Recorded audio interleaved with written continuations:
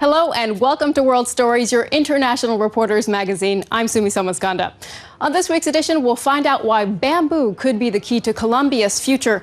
We ride with the Cossacks and how an ancient Vietnamese performance art is getting a new lease on life. All that and more coming up.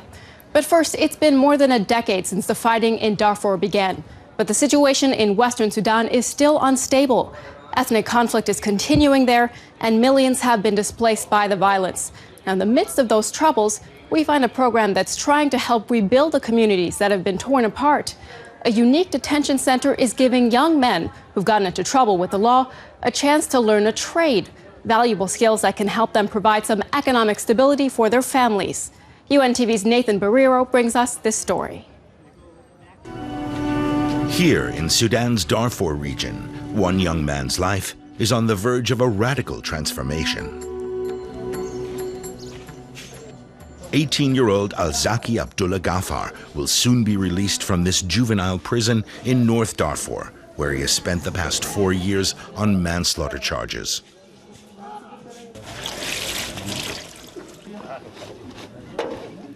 Though he has forgotten how to write, Alzaki has enlisted some help to draft this letter to his mother. My kind mother, Nora, I missed you and have not seen you for a long time. I am now completing my jail sentence and will come to see you. Greetings to my brothers and sisters, your son, Alzaki. Alzaki was jailed at the age of 14 for killing a classmate in a fight. They had quarreled outside school, and Alzaki attacked him with a stick, accidentally inflicting fatal wounds. I regret it very much. I didn't mean to cause problems. I was a troubled youth. Now I've lost many years of my life, but since I transferred to this center, I've learned many things. After 2 years of incarceration, Alzaki was transferred to this juvenile detention center, the only one of its kind in all of Darfur. It receives young offenders from across the region. Once a week, the inmates travel to a training center where they are given a unique opportunity. They are taught vocational skills that will help them reintegrate into society and become useful members of their communities. His coming into the prison is like giving him a second chance in that he will be able to have a livelihood, and also a way to support himself and also to support his family members. John Amondi is a corrections advisor with UNIMID, the African Union and United Nations hybrid operation in Darfur. Most of these boys are boys who have been arrested by the police after the displacement of their families, who currently are in some of the IDP camps. 10 years of war in Darfur has forced over 2 million people to flee their homes. Many now live in camps for internally displaced people where they lack access to basic health care and education. Economic hardship and high unemployment rates have brought a surge in violence across the region. But the new initiative is helping give young offenders from these communities another chance. The United Nations is working with the government of Sudan to improve prison facilities and provide prisoners with rehabilitation programs. Inmates can choose between a variety of vocational skills, including masonry, welding, and auto mechanics. The program also trains prison staff so that they may teach the skills to inmates. So far, 16 prison staff and 22 juvenile inmates have taken part. Khalil Mohammed Badawi is the director of the technical school that provides the training. When these boys are unemployed, they are more likely to commit crimes. But if they learn a trade and get a job, they will stay away from a life of crime. Eager to learn a new skill, Alzaki Abdullah Ghaffar chose to train as a bricklayer. Building on these skills that he's acquired when he's in prison, we believe that this boy can still be a very useful member of the society. At last, Alzaki's big day has arrived. He has served his sentence and is being sent home to his family. With his newfound freedom comes new responsibility.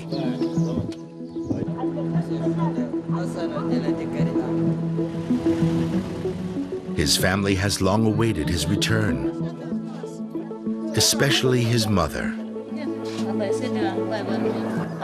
Thank God for his safe return.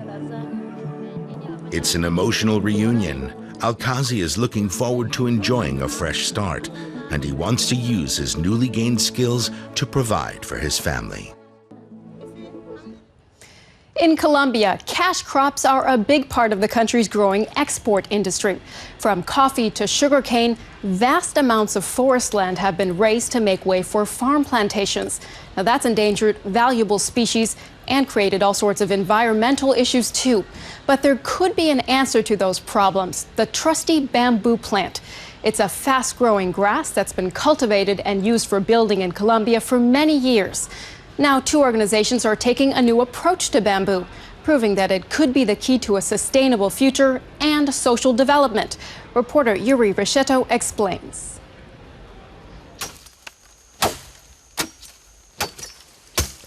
Every 4 years, Diego Lopez and Jörg Stamm from the Eco Bamboo Company come to the forest to harvest guadua, a South American species of bamboo. Guadua can grow to a height of 30 meters within 4 years. Though bamboos are grasses, guadua is as hard as wood. We make sure that water doesn't gather in the stump after we cut down the bamboo. Otherwise, the moisture on the surface attracts insects, and the stump starts to rot. And that would be bad for the rest of the plants. Guadua springs up in forest clearings near streams and rivers in the Amazon basin. It can grow 20 centimeters a day. Guadua also fixes large amounts of carbon dioxide. Stems are usually cut when they're 4 years old. Then they're processed for use in the construction industry. Bamboo is a fantastic material for use in building. The long, slender stems really fire up the imagination. You can do so much with them. We're standing in a natural cathedral. These long stems are also lightweight. The possibilities are endless. You can do so much. You just have to break free of standard ways of thinking. Straight lines, rectangles. Think outside the box. Just let yourself be inspired by this Gothic cathedral, for example, with its gentle curves. It's wonderful. The 200 children who go to school in the town of Montebello in western Colombia have long since learned to appreciate guadua.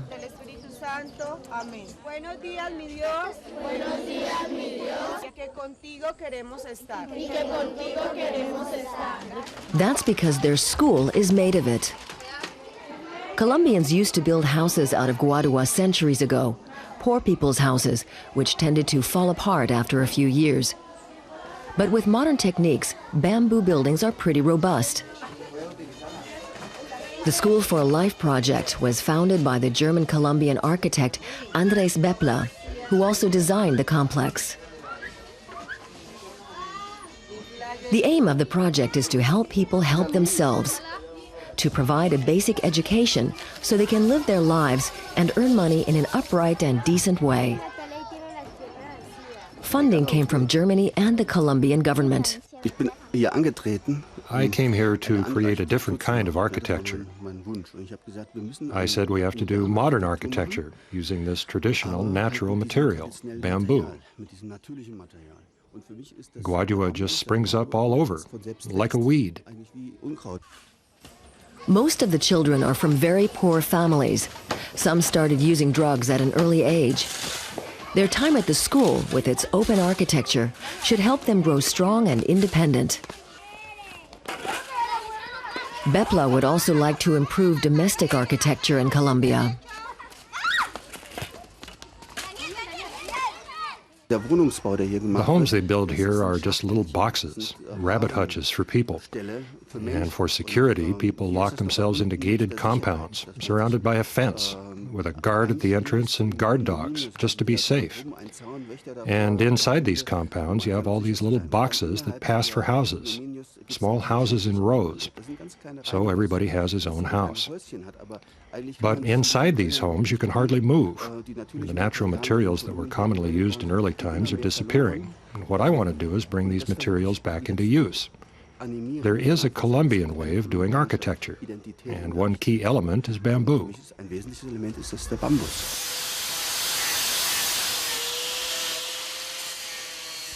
In the workshop next to the school, youngsters are learning to work with guadua.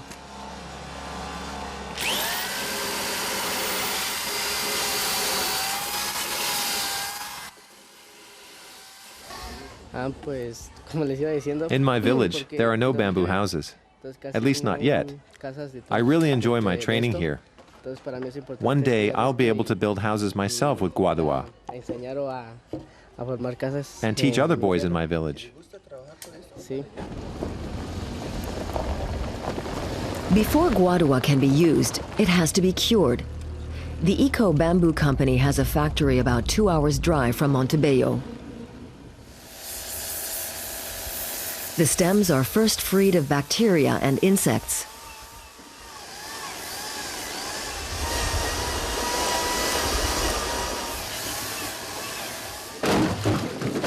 Then they're bathed in a solution of boric salts, which are not considered a health hazard.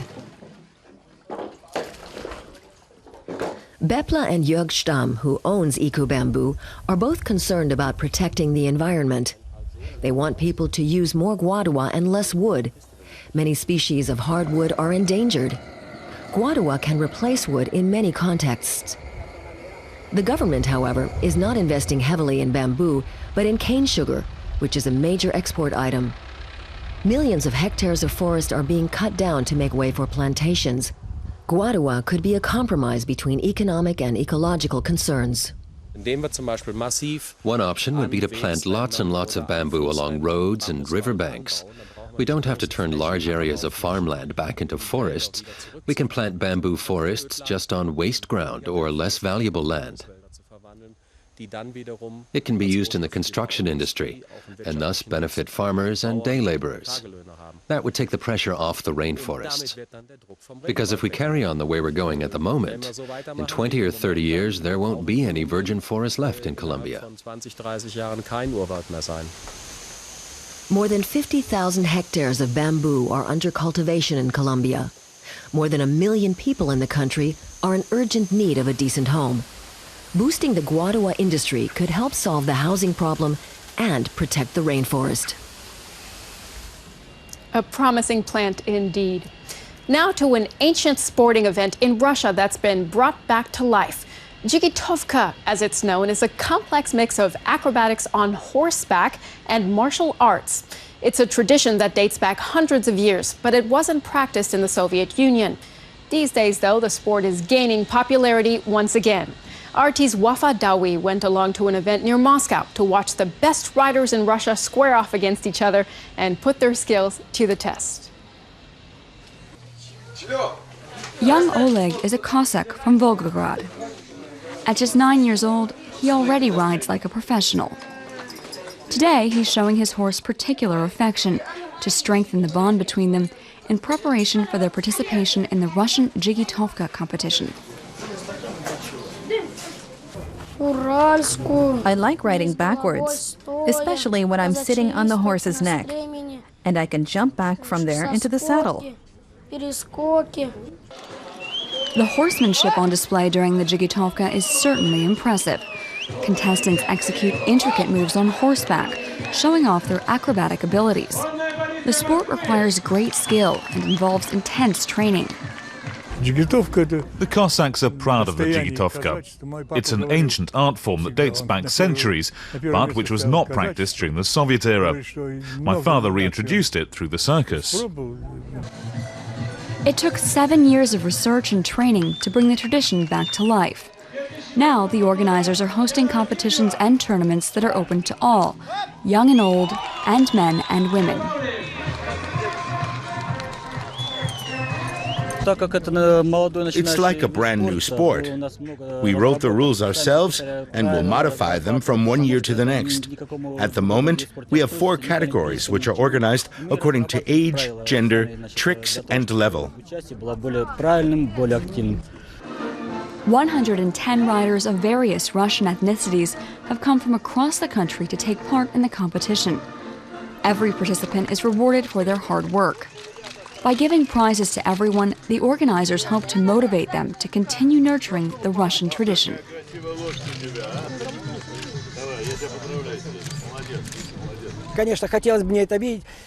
I would like to see this sport spread across Russia in the next 5 years.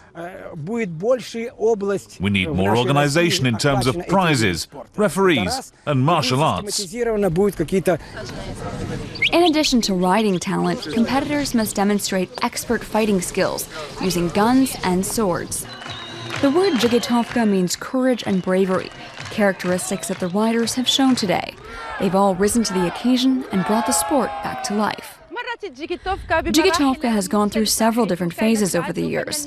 It's been a martial art used to defend Russian territory and a circus act.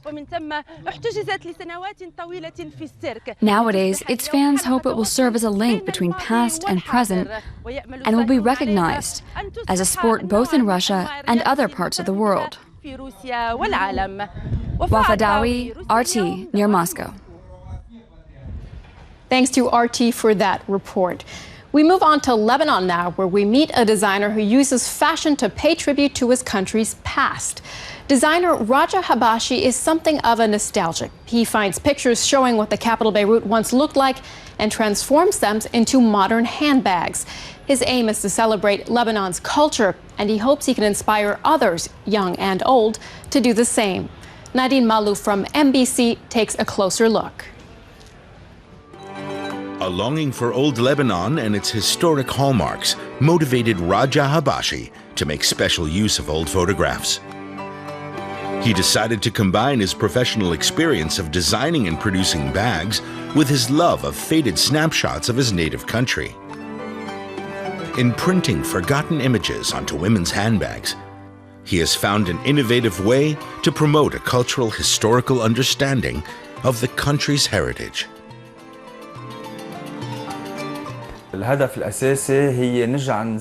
want to remind people about the historic face of old Lebanon, of a place where people once lived in peace together, before lying and rudeness became customary.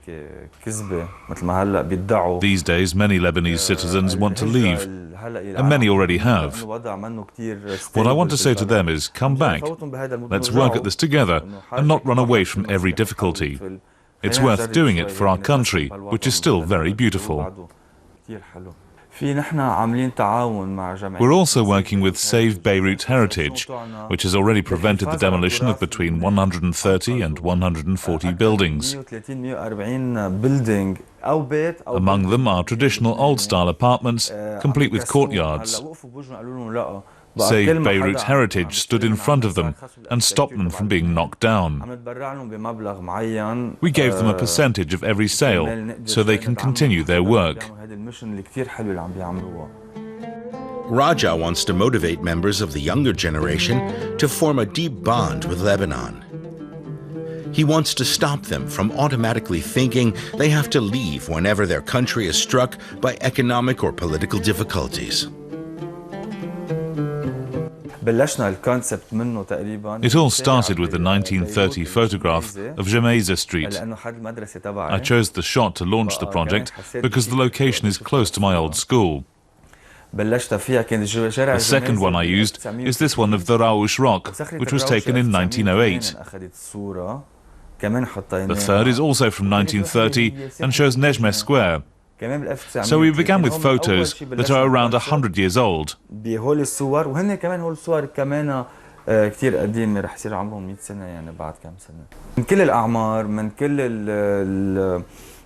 Our customers range in age and have very different styles. Many of them lived here in the 50s and 60s, and they're happy with our products because they say they take them on a trip down memory lane. We have a lot of interest from Lebanese people living abroad, and also from young people who yearn for the past. واللبنانية اللي عندهم حنين حتى العالم اليونغ جنريشن يلي هلا بعمرنا عم بيكون عندهم We buy some of our images online, but others we create ourselves by making holograms or motifs, or by photoshopping them to create a vintage feel. نشتغل على فوتوشوب نعملها ايفكت معين بيطلع فينتج او بيطلع مثل تابلو مرسوم على الايد. Raja's creativity is inspired by the beauty of his country. But he also uses images from old, local, or foreign adverts for cars. In addition to his bags, Raja makes jewelry and designs fabrics.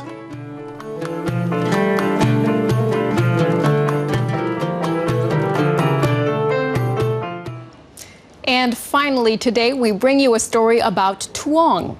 It's an ancient Vietnamese performance art that dates back 1,000 years. Tuong reached its high point in the 17th and 18th centuries when it was performed at the royal court. It's slipped in popularity ever since and has gone out of fashion these days. But a few theaters in Hanoi are working to bring the art form back to life. Their strategy? If the locals in the capital aren't interested, draw in a foreign audience. VTV's Win Dok Min tells us more. Thong Long Water Puppet Theater puts on 3 performances every night of the week.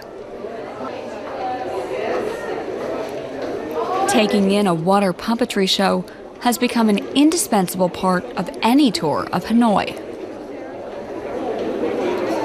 But the theater had to overcome initial challenges to achieve its current success.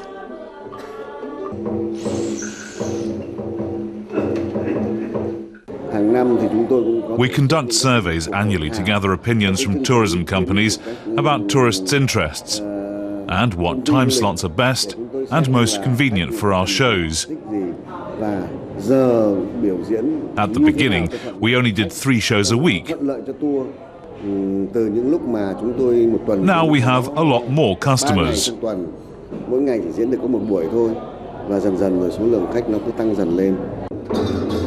Things look different at the Vietnam Tuong Theater. When the curtain goes up here on a typical night, many seats are empty. The theater is also located in Hanoi's Old Quarter, but it puts on just 2 shows a week. At some performances, there are fewer people in the audience than there are on stage. But the theater's management is working to change that. Cooperating with tourism companies is very important for our theater. It supports our goal of promoting the unique Tuong culture to foreign tourists. Also, cooperating like this will help us market ourselves as a tourist product, a must-see for tourists visiting Hanoi. The theater's new plan has received positive feedback from tourism companies, and their clients seem to enjoy what they see on stage. I have seen Indonesian theatre in Bali. It's somewhat similar. There's a lot of animals involved and dance and music. So really enjoyed the performance. It was very informative, and I learned a lot about Vietnam and how past cultures lived, and about the music and the life. So yeah, it was very interesting. Our company is experimenting with including Tuong shows in our tours, and so far it's been promising. Tourists are surprised by the long history of Tuong in Vietnam. Most of our clients really enjoy the shows. By promoting Tuong to foreign tourists, Vietnam Tuong Theater is giving the traditional art form a chance to grow and develop. If it's to survive in the modern world, Tuong must escape the confines of the theater and become recognized as part of Vietnam's cultural heritage.